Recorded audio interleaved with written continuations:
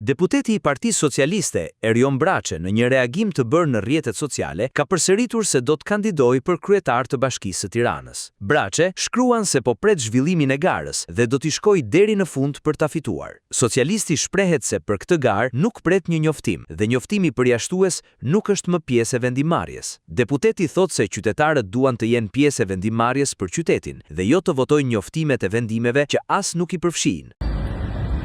Më thonë që i është dëmë fisto filanit për që na i kryetari i bashkisë. Ti është thënë fistekes që po ti do bësh.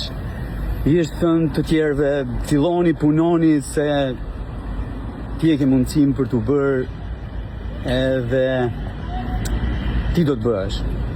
Po shumë. Nuk ka gjë më të mirë se sa Partia Socialiste të ketë alternativa për kandidatin për kryetar bashkie të Tiranës.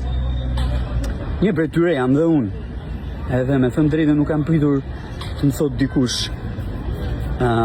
fillo puna. Unë mendoj, ka dhe me faktin që e kam thënë tashme, unë nuk preferoj të jem njoftim. Unë nuk mendoj që socialistët do të votojnë një njoftim si kandidatin e tyre për Bashkinë e Tiranës. Unë nuk mendoj që qytetarët e Tiranës do të votojnë po prap një njoftim. Ky është ndryshimi.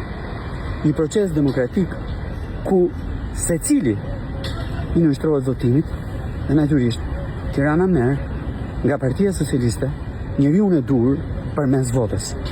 Përmes votës, jo përmes njoftimit. Mëtej Braçe shtoi se nuk priti t'i konfirmohej nga Partia Socialiste që do t'jetë ai kandidati, por vendosi të kandidojë pas nevojave të qytetarëve dhe faktit për ta bërë Tiranën sërish të jetueshme.